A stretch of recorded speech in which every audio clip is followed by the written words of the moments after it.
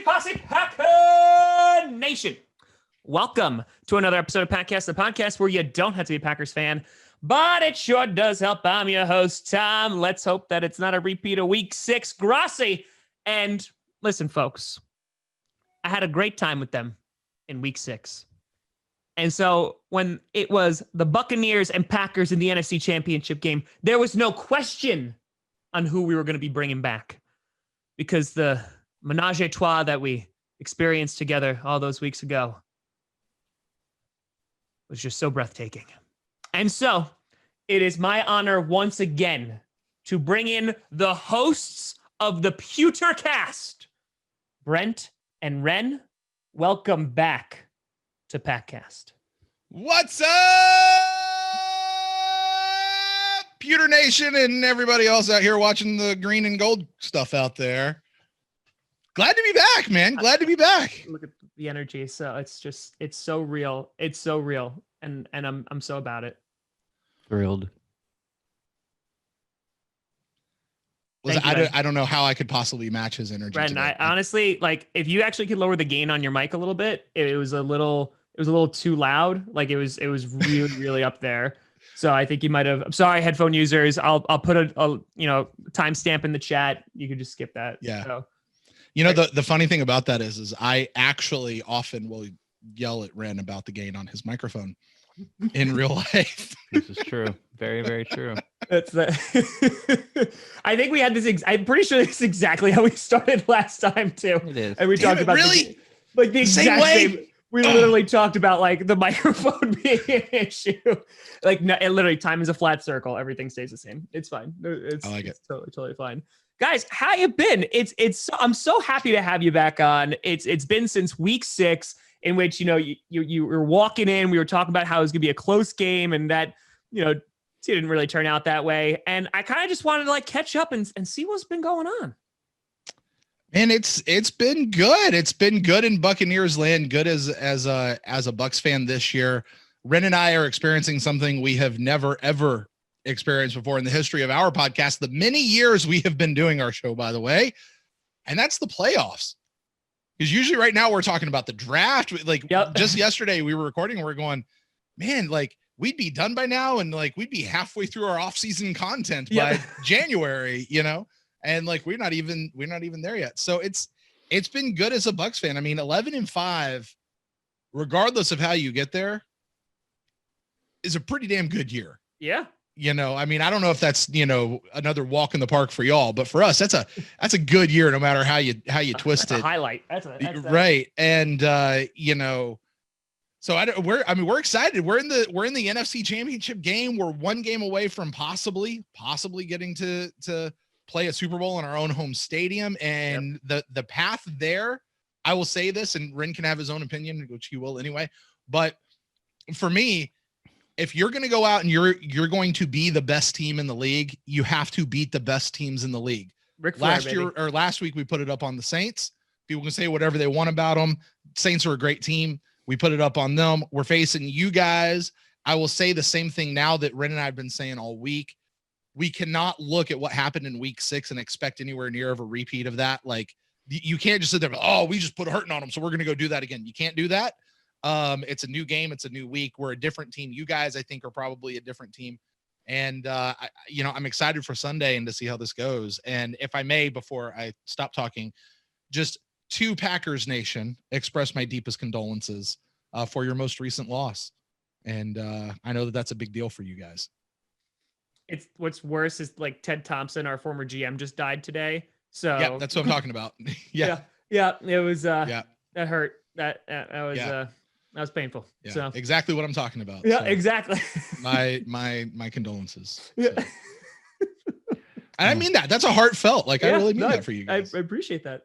Thank you for passing that on to me. Let me just bring it down a notch for you. Yeah, Ryan. yeah. It was getting way too chummy in here anyway. Yeah. What was the question again? I'm sorry. How have you been? How you been? Oh, okay. Sorry. I've been good, man. I've been good. I appreciate that. Thanks. No, Brent, hit all the hot topics. There's ups and downs and ebbs and flows to the Buccaneers season. If you watch any of our primetime games, I'm sure some Packers Nation did, being humiliated by the Saints, being humiliated by the Chiefs. The third quarter poll of the season, which is those, the third set of 4 games, Bucs at 1-3. And, again, Tom Brady's washed again, and BA and Tom Brady are fighting again, and the offense is too hard, and everyone's dumb, and the defense stinks. And then we go up some lesser opponents. We're out 4 in a row. Had our bye week. There was some changes, minor, that end up being major changes to the Buccaneers offense and defense, which we'll get into, I'm sure. And here we are. So, Brent alluded to it about being only, going 11-5, and you guys are off back-to-back 13-3 seasons. The Buccaneers only won 11 games 4 times, 11 or more, 4 times. Mm-hmm. They've been around 45 years. So this is some rarefied air for us. And, the city's electric. We're on a no cheese diet this week. So that's kind of the mantra going around. And so couldn't be better. There's only 4 teams left, and we're one of them. And, we're savoring every minute of it.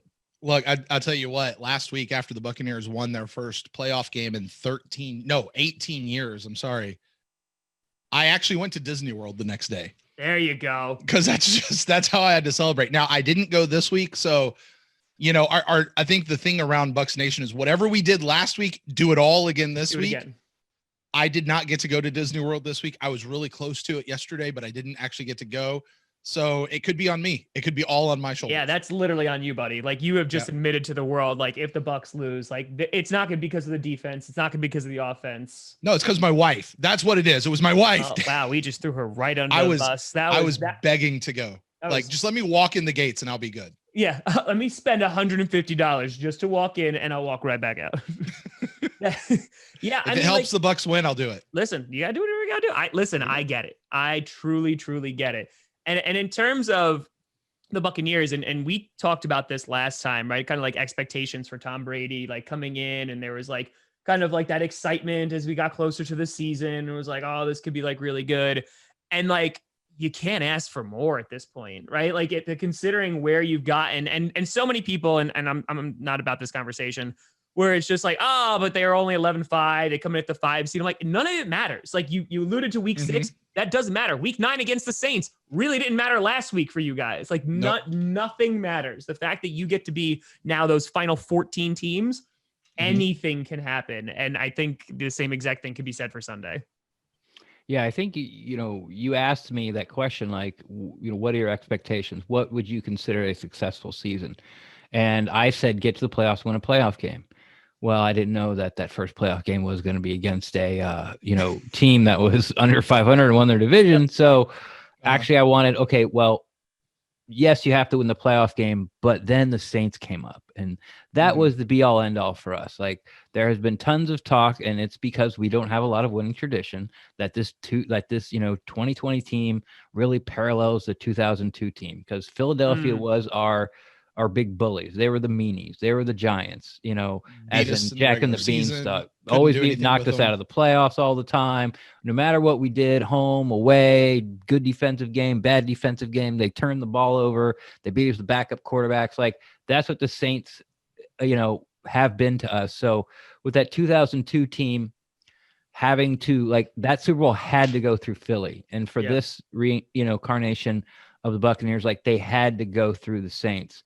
And again, I know we'll talk about it probably in a little bit, but the team that the Bucs were when they played Green Bay, and even when they went through that, lost 3 out of 4 in that third stretch I was talking about, they come out to the bye week.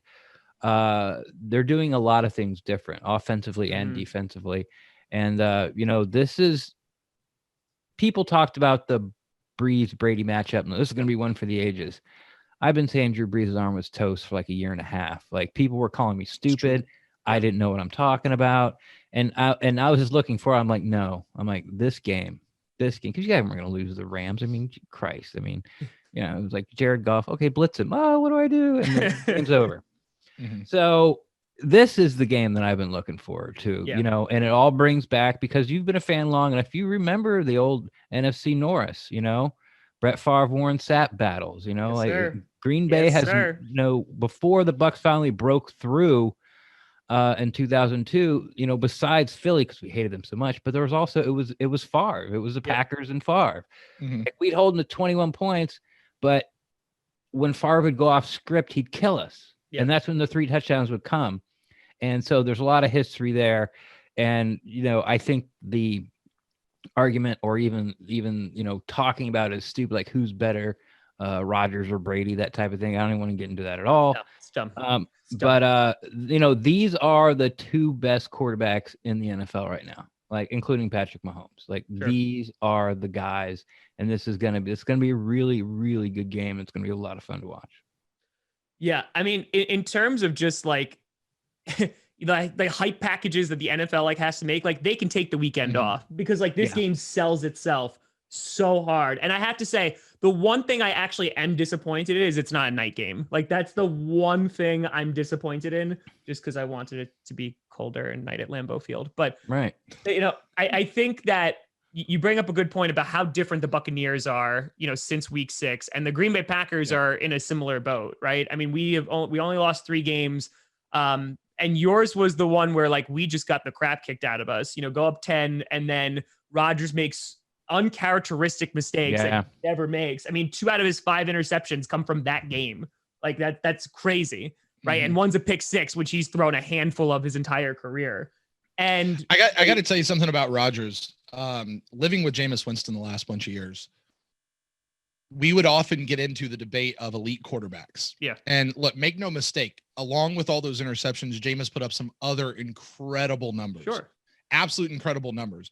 And so we'd always sit there and you'd pull the great quarterbacks of history, and you'd pull their numbers. And you're like, look, he's right on pace. It's the same ratio, or he's right in that same range as Peyton Manning and Brett Favre and, Drew Brees and all. And then you'd look at Aaron Rodgers' number, and like, he's the curve wrecker. It's like, I just had to pull him out of that equation Yeah. because he's just this weird anomaly with what he doesn't do with the ball that everybody else does. I mean, it's crazy. It really is. Like you said, he's the one kid in the physics class that actually studies and does well. While everyone fails the test, he's like, oh, I got a 97. Sorry, guys. Did you want a curve? Mm-hmm. My bad.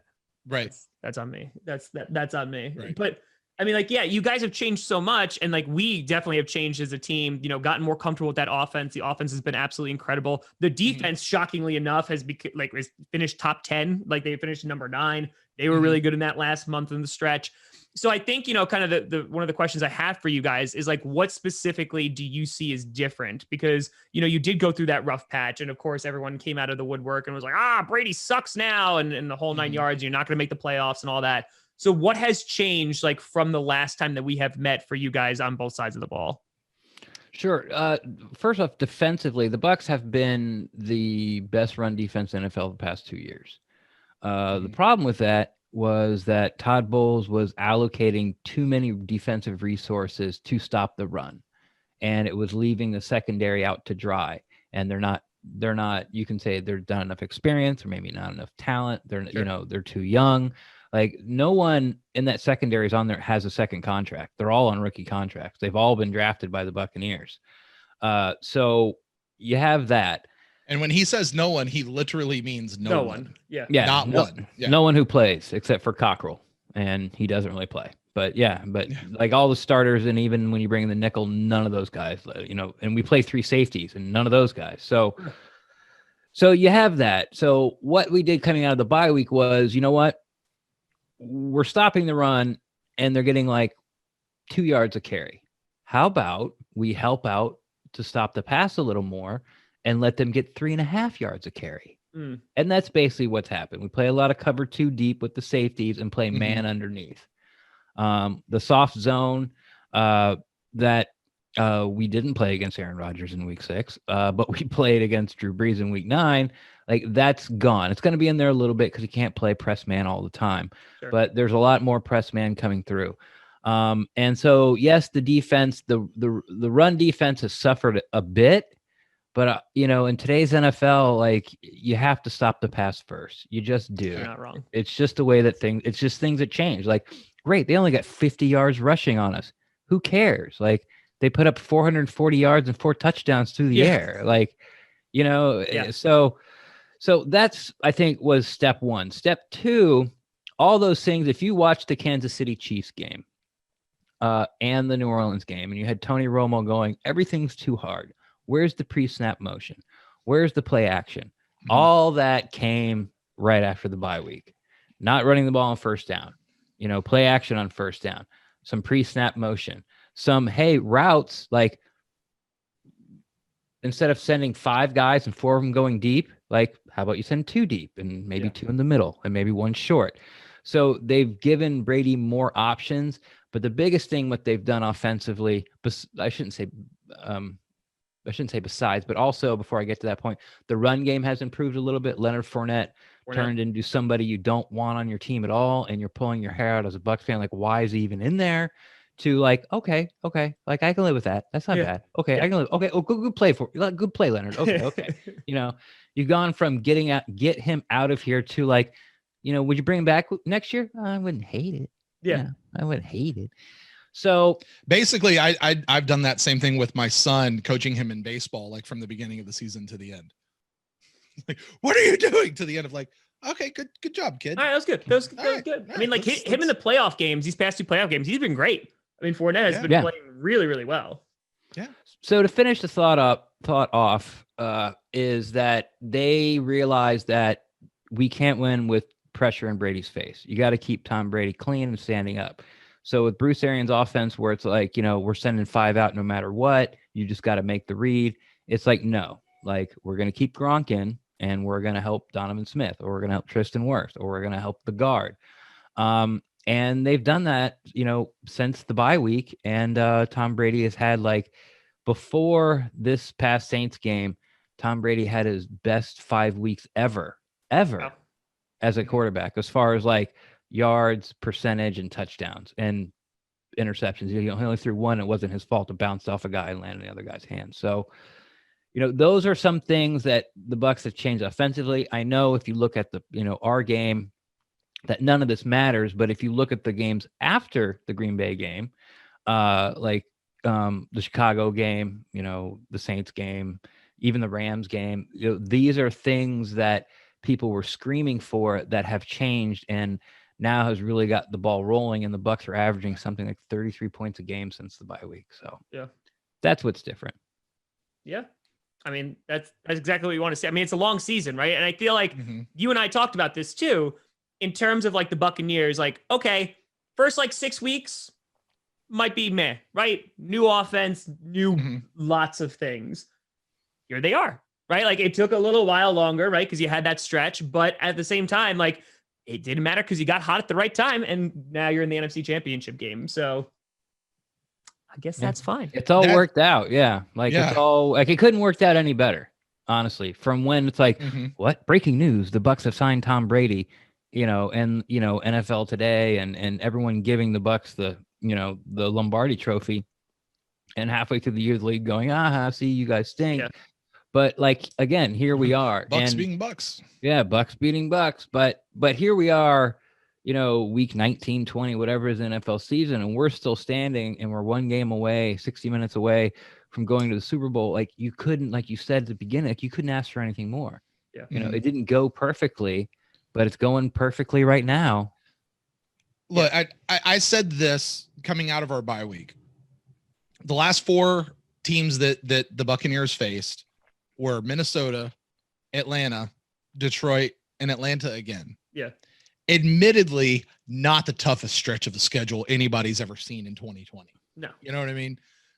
But still, that put us on a 4-game win streak heading into the playoffs. I don't care. You can only face who's on your schedule for that week to face, right?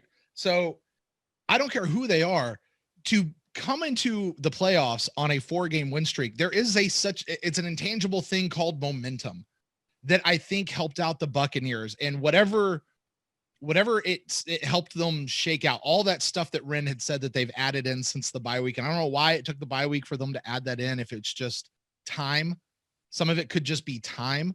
I mean, you think about it right now at this point, Tom Brady has now had a full complete season with Mike Evans and Chris Godwin and the rest of the offense to do that, click thing where they do. So they're kind of in a second season right now.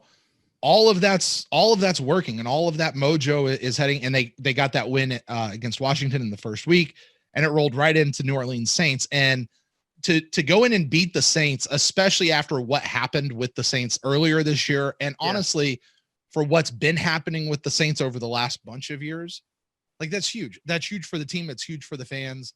We hate the Saints. Do what?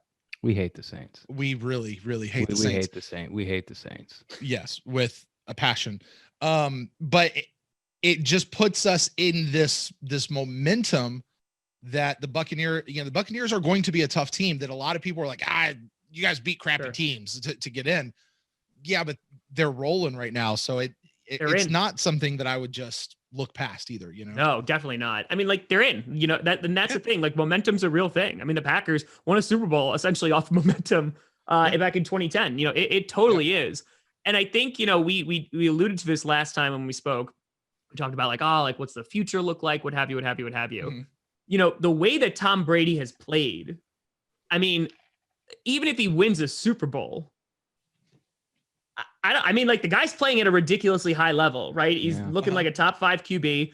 And I think like, why not like run it again? So whether this is the last game, whether you go to the Super Bowl and lose or whether you go to the Super Bowl and win, I mean, like I have to imagine it's just like, hey, like, let's run it again next year and see what happens. Because like, this is a team that like, it has that defense. It has the pieces, the offense is together. Why not? We just did a podcast on that yesterday. Like, like instead of doing like, hey, we're going to preview the Packers on Friday, but instead of, making something up fun, our Wednesday show is just kind of like whatever we want to talk about. Sure. So sometimes we do like a top 10 list, or we'll do this or do that, or, the Hall of Fame voting with John Lynch and Rondé Barber. Like we could have done a whole show on that, but it was just like, it's like, we're going to go 16-0 next year. Like Vita Vea's coming back. Like OJ Howard, like Gronk will come back, right? Like Stu will come back, right? Like Levante David, Chris Godwin, like, Shaq Bear, they're all going to come back. Like the Saints, like they can't, the Saints are done for at least 2 years. The Panthers stink. The Falcons are in complete real rebuild. Like we got the division. Like we're gonna go all the way. That's what we talked about yesterday. We keep telling you, bring that gain down on the mic. It is blasting people's ears. Is that true? No, it's the eye. It's the eye of Sauron essentially in the microphone. It's just like, so yeah, it's great. I mean, I'm very aroused, so it's all good. You talk about that though, and like, can I ask a question, please? So when I look at the weaknesses of the Buccaneers, sure, right? One of the places where I really I'm not overly confident in is still, the defensive secondary. Now they've been good. They've been up and down. They've been whatever. My question to you is, cause I have only peripherally watched the Packers throughout the rest of the season. I mean, Aaron Rodgers is crazy at throwing the ball, but how are the Packers as a team with your receivers and who else? Like, are you guys going deep? What are you guys doing? Typically as an offense, throwing over the middle, going short, what's that mix that Rodgers I mean, it's like it's a great question, because I think what has made this offense so successful this year, again, it's the second year of Matt LaFleur's offense, really gotten it implemented, so many pre-snap motions. And I don't know if you saw that one play with Devontae getting the touchdown last week on Ramsey, who he like jogged in motion, right? Yeah. Like waited for Ramsey to say and sprinted to the other side. And like, that's all scheme, right? Like that's all scheming Devontae open. And I think, Devontae Ramsey handled that really well too. Yeah, it was good. Yeah, he's on another planet. And Jalen Ramsey literally instantly blamed his teammates, started stomping up and down. Yep. You didn't get him. Aaron Donald throwing a temper tantrum. It was a beautiful thing. And I think, with the Packers, what I was getting to is that they just have so many weapons and they've come from everywhere. I mean, like we had a dynamic running game against arguably like the best defense that was left in the playoffs, right? In the Rams, like, because they're a damn good defense. And obviously, Donald was hurt and stuff, but the Aaron Jones running the ball successfully, Jamal Williams picking up the gritty yards, all of that, both of them are good in the passing game. AJ Dillon, who I think is back at practice, which is, great in the cold. But it's been also like the Robert Tunyons of the world, like he's been on a tear this year and just getting tight ends open, which is something that the Packers have not done since Jermichael Finley and utilized actually tight ends. And you have guys like they were asking me last week, who do you think is going to like stand out? And I was like, look at MVS, who's had an up and down season like he usually does, and Alan Lazard, because Devontae Adams just attracts so much attention that it allows those guys to like, go free. And I think that, MVS has been like the deep route guy, Lazard, he had a deep one last week. But it's just this team just picks you apart. And I know that, we've kind of gotten away with the screens a little bit, which I'm not like really upset about. But I think, against the Buccaneers, I think there's just so many guys to try and cover, including the running backs, that it's just like somebody's gonna get free. And I think that what we've been really good at, at times is like just dumping it off. And we just have so many guys who can move their feet and play make, and they rack up yardage. And I think like that's just what has been so successful, because defenses just have no idea where the ball is going to, because it can go to anybody. And it's worked. So let me ask you this, because that's kind of been our mantra this whole year. Yeah. Who are you going to cover? Or who are you going to let be out there? Are you going to let Mike, for our team anyway, Mike Evans, you're going to let Chris Godwin, you're going to let AB, you're going to let the running back go, you're going to let Gronk go, you're going to let Brate go? Like who do you not cover? I mean, look at Brate, right? Brate was your number one receiver, like, right? He led the receiving yards last week, if I'm not mistaken. It was something like that. He might have. I mean, he's pretty sure he definitely did. Our number one tight end. Yeah, we didn't even care. We were drunk until Wednesday. Okay, fair enough. Yeah, so that's what I'm saying. Like, you have the same exact issue, right? Else. But you guys have also like defined number ones, number twos, like, you know what I mean? Like Godwin, who is arguably can be a number one on another team. You have Mike Evans, who obviously is amazing. And then you have Anthony. They're technically considered code number one. There you go. They're codes. Yeah. With the Packers, they don't have that. They have the number one in Devontae Adams, and then there's kind of everybody else, but everybody else can play. You know what I mean? Like, and that's what I find very interesting about them, because I would look at the Buccaneers and be like, oh yeah, they have better receivers than us, right? Like, there's just the talent is there, the establishment is there, the experience is there. For us, we just have guys who can make those plays. And whether they're only going to get 40 yards a game, I mean, we still wind up putting up 32 points against the Rams and over 480 yards. Like, that's how the Green Bay Packers have operated in terms of their identity this year. It's just like, it's not a feast and famine thing. Devontae is going to get looks. Devontae is going to get targets. And I think that the one thing that you're going to see that's different is because in our game last time in week 6, that was Devontae's first game back from injury. We targeted him way too much. We forced the ball to him, and it led to 2 interceptions. So I think, you're going to start to see that, maybe it gets away from him, or at least doesn't start with Devontae Adams and allows some of those younger guys to make some plays. It sounds like, when you describe the Packers offense, it sounds like the Buccaneers offense, except it does. I was thinking that same thing, Ren. Except they're a year ahead. Yeah. They're a year ahead, with their quarterback and with their offensive scheming, and and being comfortable with the system, and, knowing with the chemistry of the guys. But it sounds like the exact same thing. It's like, who you going to cover? And, yes, you can run the screen game, you can run the ball. Our backs can't catch nearly as good as your backs, but I can catch better than our backs. But the tight ends are, if you want to, we beat Washington with Cam Brate and Leonard Fournette. Yes.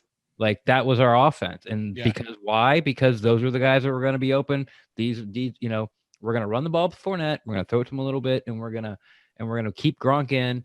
And they're going to double the outside guys, and we're going to sneak Brate out all over the field. And that's what we're going to do. And that's what they did. And they scored 30 against the best defense. And then they went to New Orleans and scored 30 against the next best defense. Sure.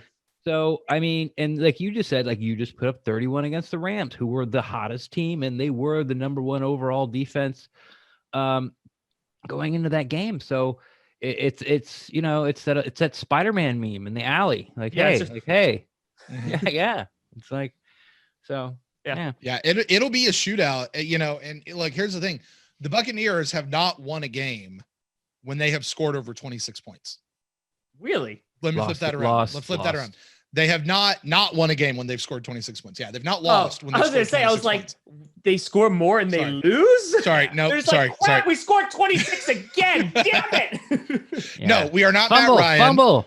We're not Matt Ryan where he's like, don't score the touchdown. Yeah, exactly. Crap, you scored the touchdown and now we lost, right? Like, we're not that. No, if the Buccaneers get 26 points, they win the game. That's the way it has been this whole season. You guys are also a high scoring team as well. Yes. I mean, would any of us hate a shootout of a game? Is it a race to 26 or a race to 40 or a race to 30? Like, what are we getting to? Like, it might be. I mean, like, that's the thing.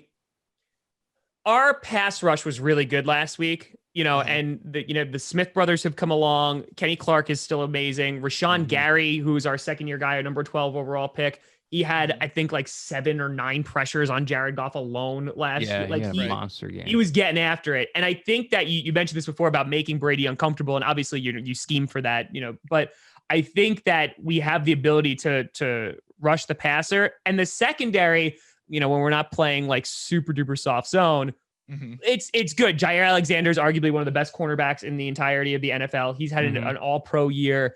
And I think that, we match up pretty damn well on that side. The concerns, of course, are like inside linebackers, stopping the run as it usually is. But I will say that we have improved. We're not as bad as we were in the beginning of the year, as we have been in previous years. Like, the defense has come away. And I think that, it could definitely wind up being a shootout. And before we kind of bounce off, one thing I want to pose to you guys, because this, of course, has been a topic of conversation, has been about Lambeau Field itself, right? It's supposed to be 25, 30 degrees. It's supposed to be a little snowy. Tom Brady obviously has experience in the cold, blah, blah, blah, blah, blah. I'm curious from your perspective. Don't do it. You go to Chicago and things like that. How much of a factor do you think that is coming from Tampa to Green Bay? I don't. Really? I don't. He's so shocked. Okay. No. Hey, look, and this is where I'm going to follow Tom Brady. All right. I'm going to take a guy who's played in the snow for a long time. It's not the coldest team that wins. It's the team that plays the best. And the team's going to go out and do what they did. Listen, we dealt with this back in 2002. Ren referenced, all that kind of stuff of we had to go up to the vet up in Philly and play them up there. And, the Buccaneers have never won when the temperature is below 40 and the barometric pressure is rising up to 38.9. And that's what it's doing right now. So Buccaneers aren't going to win. And we did. Yeah. Look, it's the team that plays the best is the team that's going to win. These teams have so much money. Those guys will have personal body heating units if that's what they need to go out there and be able to play. I mean, it's the exact reverse of people coming down to Tampa and like, they just can't play in the heat. They can't play in the heat. Look, you're going to be there for 3 hours. You're fine. Yeah. You've got a jacket, you got a parka, put it on. They have outdoor heating units. Yeah. We can heat the outside. They'll be fine. Yeah. When we went live after the Saints game, directly after the Saints game, there was 2 things that came out of my mouth almost immediately. One was, don't look at the Packers week 6 game and just expect that to happen again. The second one was, I'm really going to hate this week because every single freaking person is going to talk about the cold. Yeah. Right. And it's like, what do you want? What do you want me to say? Has any team ever lost a football game because they were cold? I mean, because here's what I will say. I look at the Titans game and that screwed them. And again, you're not the Titans, not in any way, shape, or form. But, I look at that and there will be fans and stuff like that. I feel like that there's just an extra element. Whether that's going to make or break anything, nobody knows. I mean, you guys have a power run game. You might decide to just run down our throats the entire time. And that's why, for me, one of the biggest turning points this year was there was so much anxiety heading into that Titans game because it was all Derrick Henry. Oh, crap. Right. We held them to under 90 yards. We held that offense to basically nothing. Tannehill couldn't do anything. And again, not the same experience as Brady, not the same caliber QB as Brady, et cetera. But receivers, I think offensive line. I got to be completely honest with you. I wanted to play the Saints. And the reason being is because I was like, throw Breeze in the cold and no. Him, I can see. I'm like, he will be impacted. That will not be pretty. Well, he's got brittle bones, so. But that's what I'm saying. Brady, I'm not worried. He's going to be fine. He's played in New England his entire career. It was more of just the rest of that team. And yes, you're 100% correct. It's whoever plays the best football, smash mouth football, because playing in the cold is not fun. It's not a good time, but your defense is also equipped to do that. You have the speed. Does that speed get slowed down a little bit? I mean, look, playing in the cold is not fun, but 30 degrees isn't cold when you're running around and you're already set. Like I've grew up in Florida, lived my whole life in Florida. I have thin blood, supposedly. I don't know. It snowed down here in high school. You know what we did? We went out and played basketball, and by the end of it, we were down in our boxer shorts trying to dunk. Why? Because we were running around. Yeah. You know what's cold? 15 degrees below zero. That's cold. 7 degrees below zero. That's cold. Where like, you know, when you speak, your letters have to thaw it on the campfire before you can hear what you said. That's cold. 30 degrees is not cold. Yeah, I got you. It's not. And I get it. And it's like, you know, and it is a question that has to be asked. But if you really just sit back and think about it, it's a stupid question. It's not the Giants Packers NFC Championship game where, you know, Tom Coughlin's face is literally like falling off. While and it's not it's not when we brought Steve Young up there and it was like 2 feet of snow on the ground and the stupid Bucks were white on white and you couldn't see anybody. Remember that game? That was in Lambeau. Now that's a difference. Or like, what was it, like 2 years ago where it was like Buffalo Jets and like they pumped the ball and it just disappeared in this like that is something you have, you know, that's like, okay, who can run the ball better? But it's like, oh, Mike, can I throw you the ball? I don't know. My hands are a little cold this play, Tom. I'm going to take this one off. I'm actually just going to hand it off. That's cool. Right. That's cool. Right. Look, and I'll tell you the other thing. And this is pure projection, right? This is me seeing something and interpreting on it. I fully recognize that. But after the Washington game, the team had had Tom Brady mic'd up for that game. And it was the first time I've gotten to see Tom Brady mic'd up, at least in Tampa. And I'm listening to how he's talking to all the other players and stuff around the team.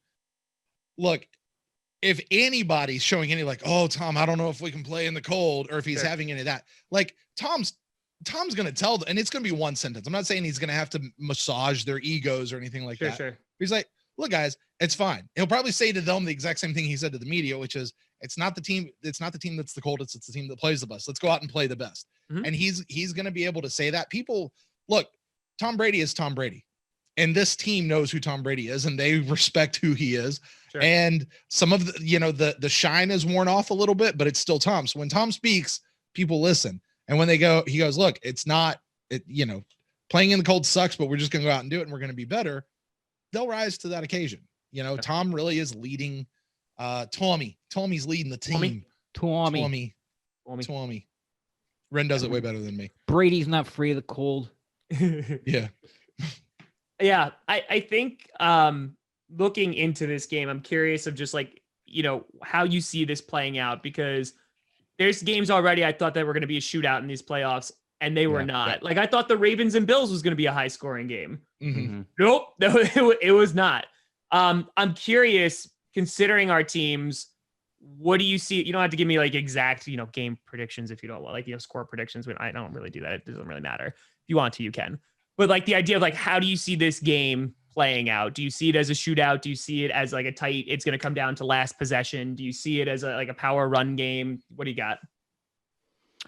Well, you know, speaking of games I thought were going to be shootout, like you take the Bucs game last week, you take all of like the history with New Orleans and the Buccaneers, and you can say, well, it can go like this and it can go like that, and it can be this and it can be that. But I guess the safest way to go is that whoever has the ball last wins. Like that's kind of the safest thing. And you could say that about this game.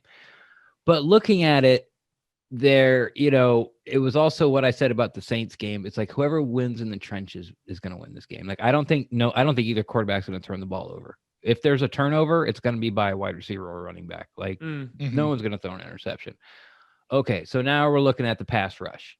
The Bucs, you know, have since the bye week, like Brady has been untouched. And that's going up against the Saints, and that's going against the Washington football team, which you heard all week. Like, oh, these guys, like, all five first rounders. Watch this. They didn't even breathe on Brady. Yeah. Okay. Now, some of that was scheme. Some of it was about, you know, the Bucs offensive line stepping up.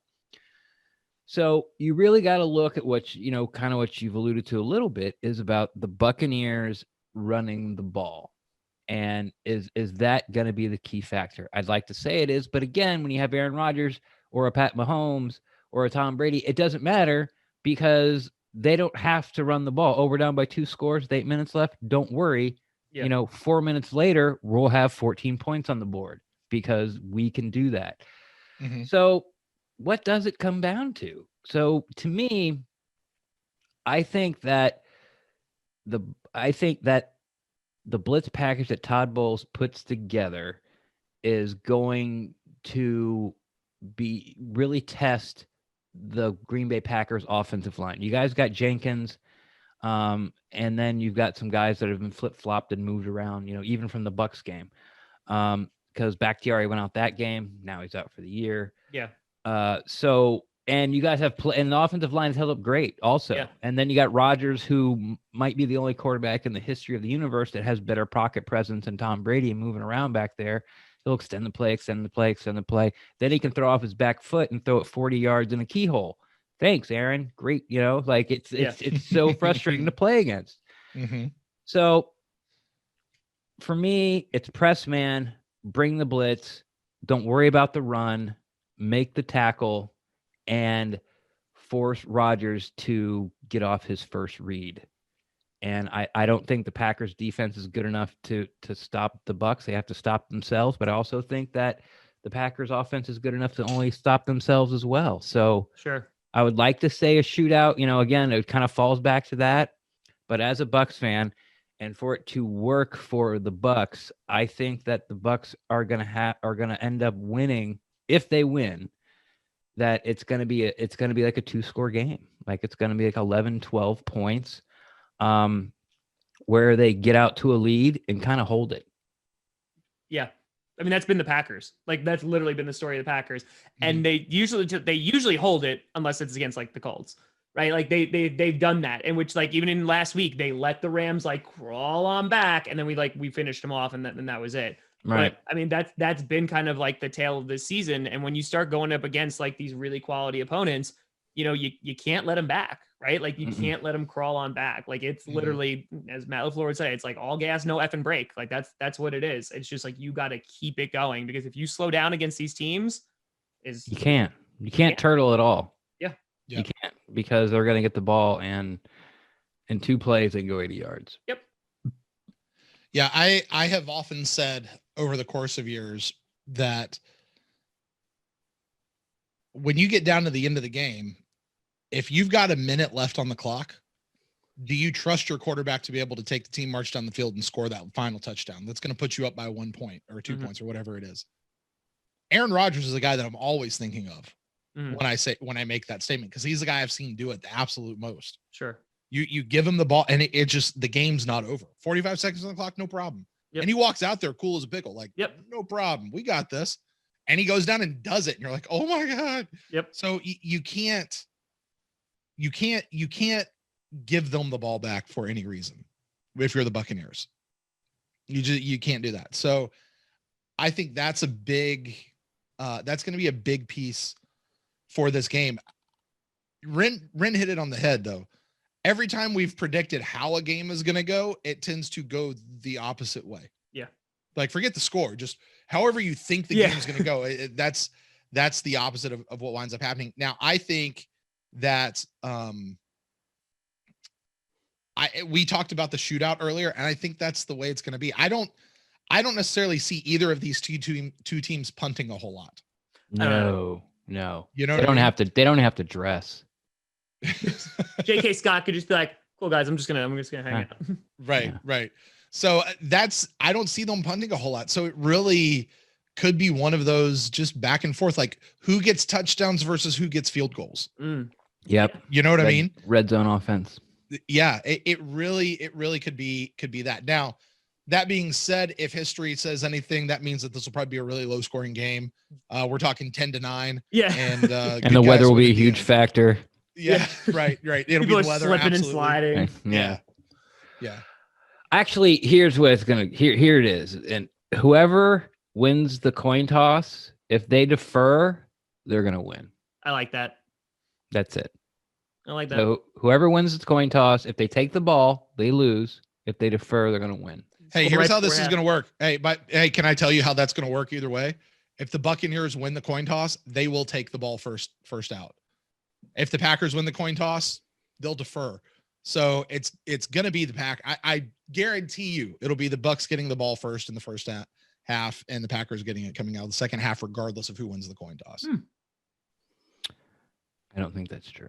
Ren, you don't think that's true? Ren, seriously though. No, seriously. Like I'm sorry, Packers fans. Excuse me. Let us have a moment. Ren, sidebar. Have you not watched over the last bunch of weeks when the Buccaneers have won the game and Bruce Arians took the ball first out? You mean won the coin toss? Yeah. He's been about 50-50. But these last several weeks, like say since the bye, he's been 50-50? Mm-hmm. They didn't win. Okay. I don't think so. Okay. You guys just let me know. I got my earmuffs on.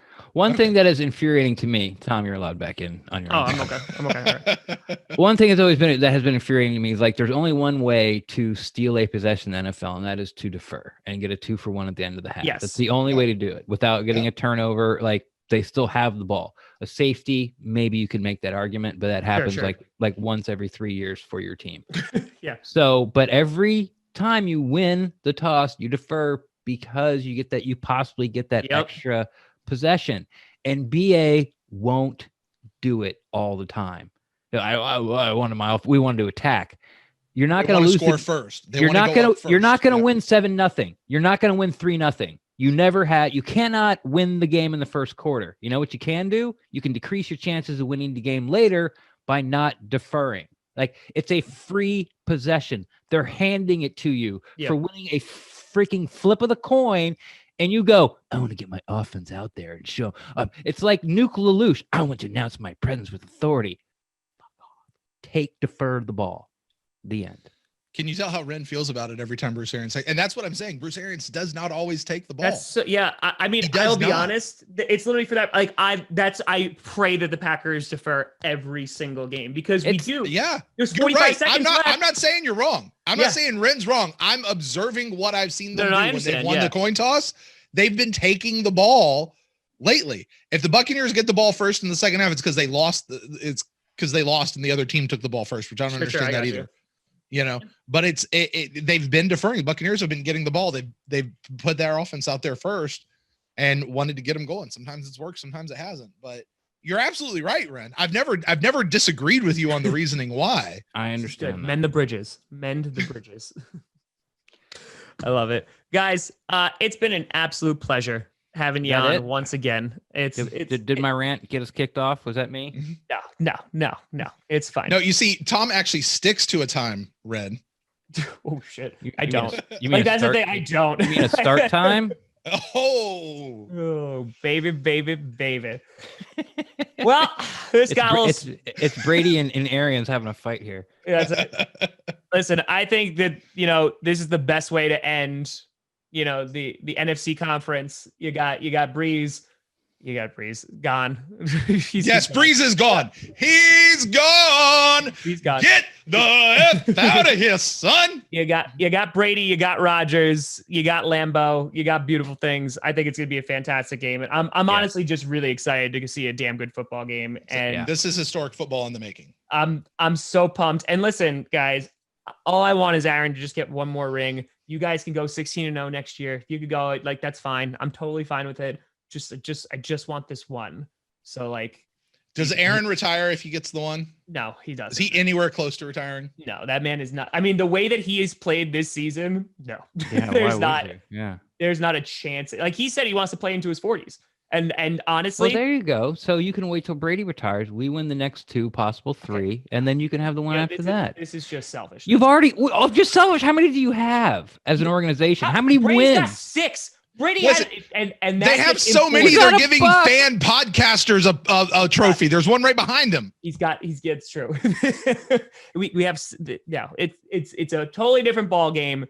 And listen, we're gonna lose a lot of, like, it's the last time that a bunch of these guys are gonna be on the team. We're never gonna have Aaron Jones and Jamal Williams in the same backfield again. Kevin King's probably not gonna be on the team. All pro Corey Linsley's not gonna be on the team. This is it. You got another year of Brady. Just let it rock. You got another 10 years of Rodgers. Yeah, but Jordan Love 8. is like Jordan Love's hanging out with the clipboard. He's like, "Can I go in now?" No, damn it! And he's just like goes back into the corner again. Yeah, well. There is a big thing down here in Tampa, Tom, and this will make all your fans happy, that they feel like Aaron Rodgers is the next quarterback. No, I knew where it was going. And a lot of people talking about it. Nope. It's where people come to retire. Nope. Yeah, when Jordan Love pushes out Brady, leaves him behind as the Inuit Eskimos, like doesn't make the trek. Tampa's gonna come scoop him up. No. Like that's the thing. But like I also have like full blinders on. I'm just like, nope, Aaron Rodgers is my quarterback, and until he's not my quarterback, he's gonna still be my quarterback. So that's it. How do you guys feel about Love anyway?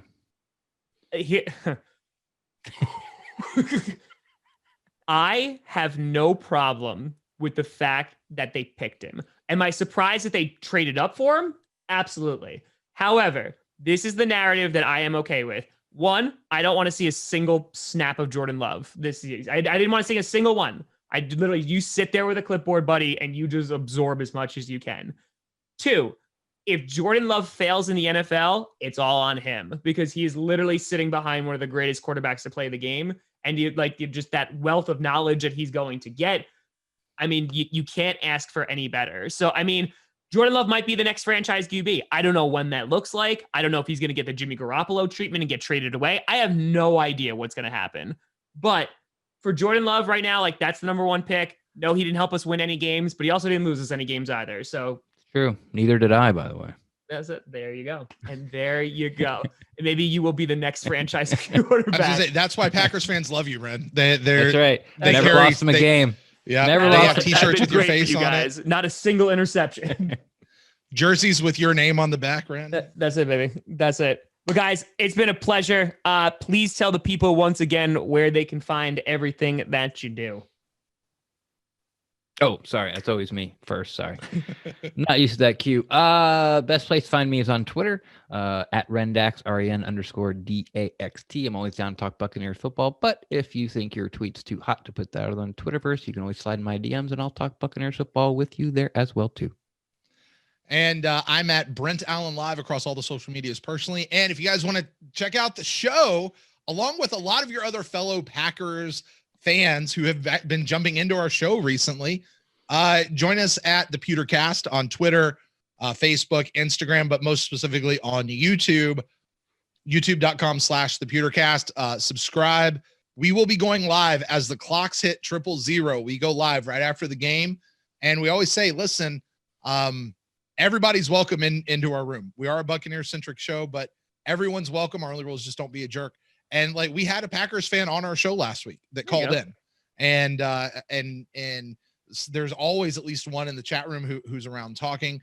So we always have a great time with you guys. And, we go live from time to time throughout the rest of the week as well, too. So you guys make sure you come over and join us, the Pewtercast, on whatever social media, but also on YouTube. You guys can hit us up there. There you go. Gents, pleasure. Always. I look forward to you going back to Tampa and cleaning out the locker rooms for Aaron Rodgers. I really appreciate that. Please make sure you dust, and we'll see you on Sunday. We will enjoy going back to Tampa so that Aaron Rodgers can clean out his locker. I don't understand either of those two statements. I'm like, I don't get it. Like, why is Tampa cleaning out Aaron Rodgers' locker? Like, that's just, they're just being nice for him. They're actually taking his stuff to Tampa because they're like, buddy, I got you. You'll be here in a couple of weeks. So You know what, Brent? I 100% agree with you. You guys are just, you're chauffeuring all of it. You're like, let me get your cleats. I got you. Yeah, and sit behind Tom Brady with the clipboard and keep your mouth shut, Rodgers. You